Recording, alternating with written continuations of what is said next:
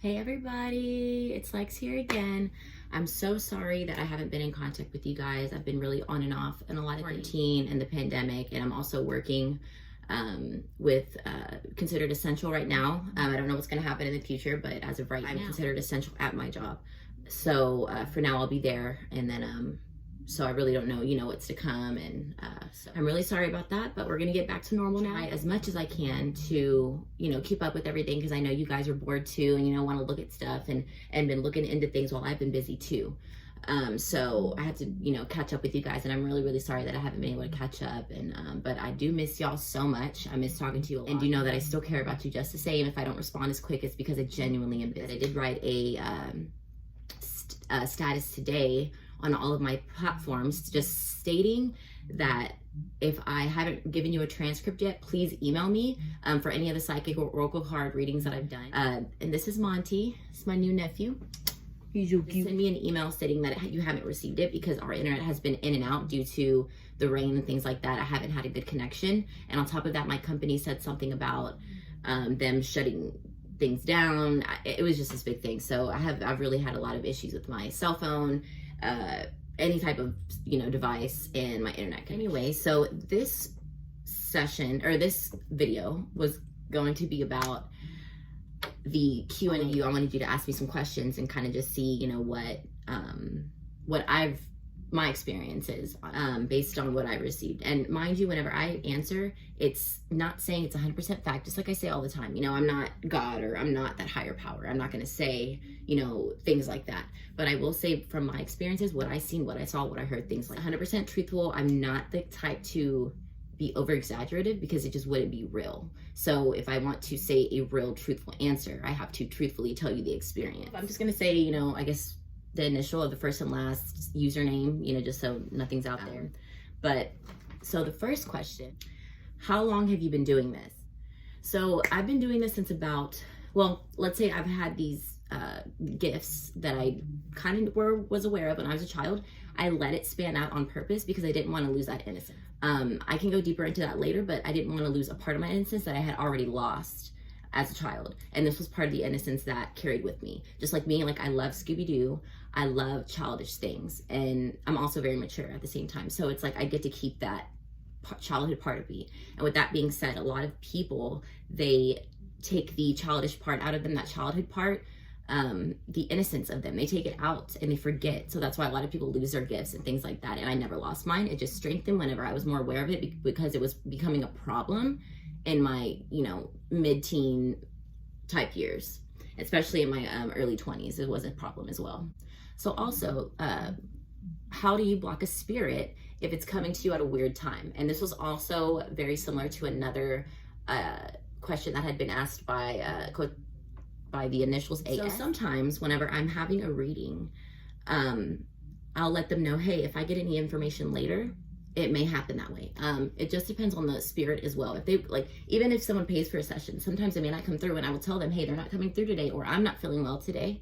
Let's do it another time, because I'm not going to it's like a trade, and trade is a very big, sorry, I have allergies. Don't think I have anything. The trade comes with us, it's money and my gift.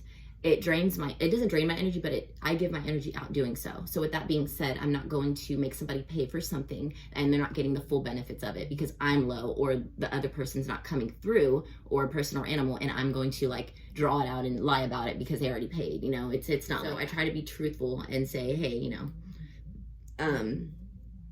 so with that being said, if they come at me, I'll hear them most of the time, or I'll get a random word or a random clip in my mind, especially whenever I'm driving with somebody and I'm not driving or not. It's not like a clip that would make me have a wreck or anything, just in my mind, behind my mind's eye, or I'll hear something very subtle in my mind. And when I say hear it, I don't mean me speaking to you and you hear me in your ear. It's not like that. It's I'm talking to myself, very subtle, and not. And I'll write it down usually, and then see because I've had that happen to me before, and it was actually for a case that I didn't know about yet, and I Googled it and I found a case that was similar to what I saw, meaning someone may be reaching out and things like that. What are you doing, kidder? What are you looking at over there?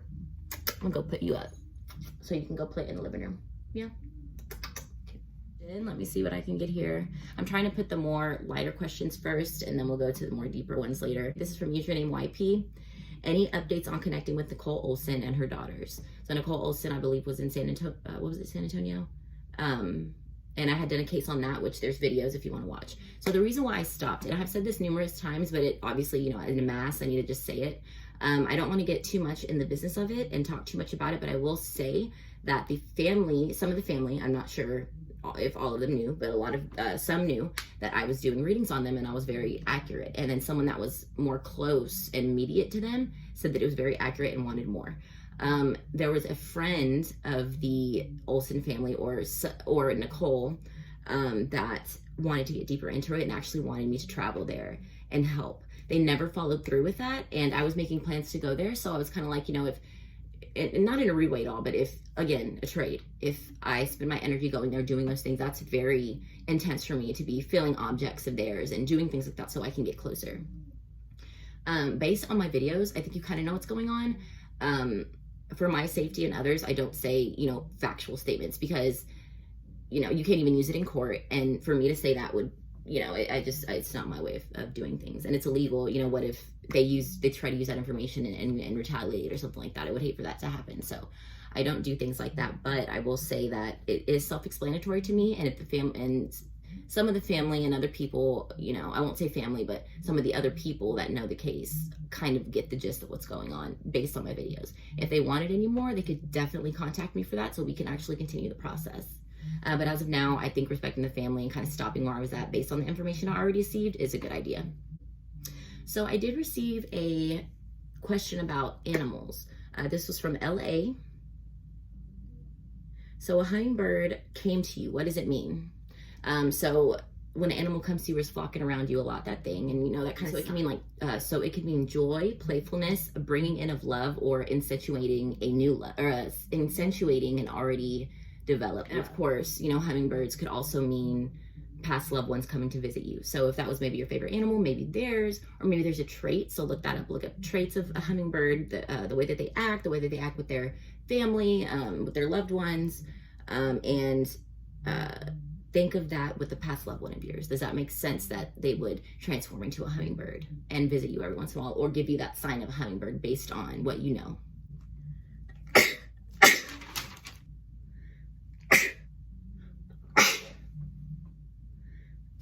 Of course, my cats don't help a thing.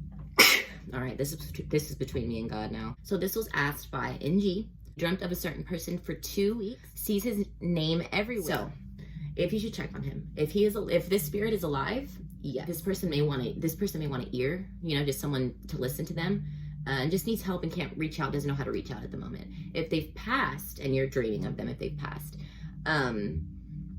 definitely you could have a gift with dreams. I would say, and even then with the other person, also if it's happened before and if it's happening after, that is something that you need to book a session with me about so we can learn and teach each other, or I can teach you how to manage that and just kind of keep up with you and update you like I do my other clients that I love so much. So I hope you got something out of that. From LA, in this life, do we pay for our mistakes and cruelties from past lives? So I will say, you know, this is from my experience. I have dreamt of my past life, little things about it that I know why I'm dealing with the things that I'm dealing with in this life. You may have had little instances where you wake up and you're like, whoa, that felt like it was me. And I felt like it was, you know, you have your intuition. Your intuition is so strong, you need to follow it. I tell everybody that. You don't need a gift to follow your intuition. I have it, everybody does. Say that if you didn't learn a past lesson, per se, maybe you were, you know, another type of person back then, there was something that you need to learn that you didn't learn. I do believe it carries on into the past life or into your next life. And maybe there's something that you didn't learn. I do feel like it carries on into your next life. Until you learn the lesson so you can get further into your spirituality and get higher, on a higher vibration, if that makes sense. Now, this is my experience. I will tell you that the experiences, and people tell me, you know, I'm going on 28. I'm going to be 28 in September. But people tell me, you know, you're 27 and you know little things about things that people don't even know when they're like 70, 80. They barely figure it out, you know. Well, the things, I've had a lot of loss in my life. I've had a lot of taking care of myself in my life. I've had a lot of life trials that have put me to the brink of not knowing, even with my gift, I will say just a lot of loss and grief, dealing with that. And that's something that maybe I didn't deal with in my past life. Everything has a lesson, and even when you go through the battle, listen here, when you go through bad things here, there is a lesson in it. The universe would not put you through something you cannot handle, and the universe would not put hurt on your heart if it wasn't for a reason, because you needed to feel that hurt to get through the good part. So that's something that I need you to know as well. So everything has a lesson.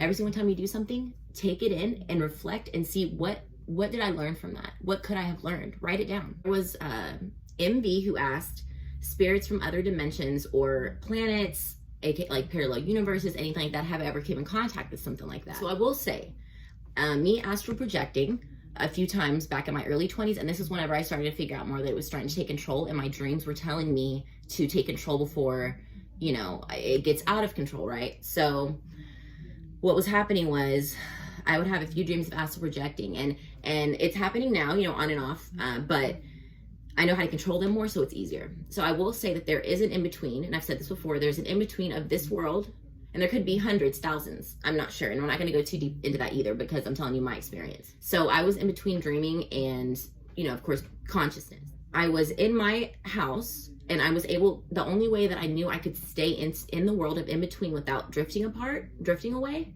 and this was my intuition telling me to grab onto something, even though I was still projecting, to hold on to something while I'm walking. And whenever I held on to something, it kind of, not myself, but just like a wall per se, kept walking, it grounded me and leveled me enough to make me keep going into this world, okay?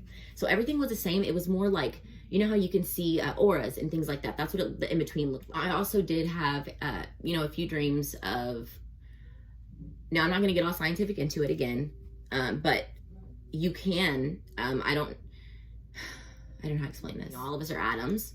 And all this, you can basically, there is a way, and I don't know if it's done on this earth or in another, it could be a parallel, it could be another dimension or another plane, that you can go through with our matter. You can go through walls or glass or really anything, any type of you know, matter you can go through with your body if you focus on it enough. You can go through, and if you're not focused enough, you won't have the power or the energy to go through the wall.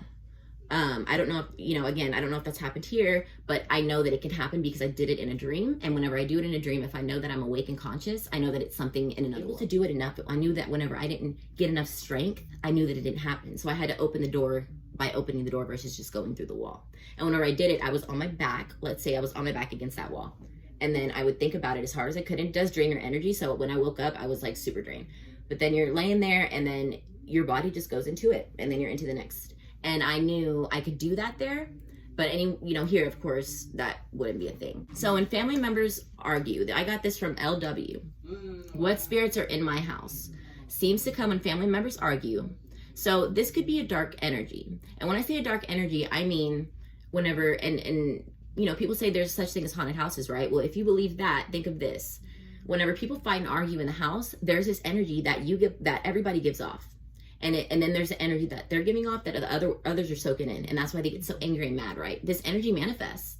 And it manifests in wherever spot it is, and it soaks into things. It soaks into objects, it soaks into them.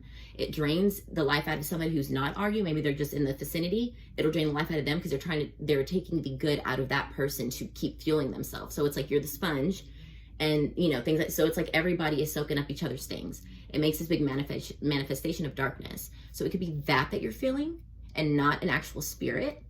Or whenever people argue sometimes, especially if there was somebody that had passed that didn't enjoy that too much, that didn't like the fighting, doesn't want you to fight, or if they were still here would have stopped it type of thing, maybe like a grandmother, maybe even uncle, aunt, the more rooted person, and the person that would, you know, simmer things down is angry about that and wants that to stop. I wouldn't say angry, I would say discontent with that. So would like that to stop. So I would just keep that in mind as well. So from LJ, I believe, how do you know negative energy is around during a session? Have you experienced negative, and what does it feel like, or what is the experience like? So I have experienced negative during a session, definitely negative experience in a session. What it feels like is I can stop it. I do ask that nothing comes through that is too negative, but if it is negative, it's gonna come in a lighter way for me to be able to handle, because this universe is not gonna give me a gift and give me an image or a clip that I cannot handle, and able to talk in the right way, write it down in the right way for the client to understand what I'm saying. Let's say I got a session with someone and their brother was murdered, okay?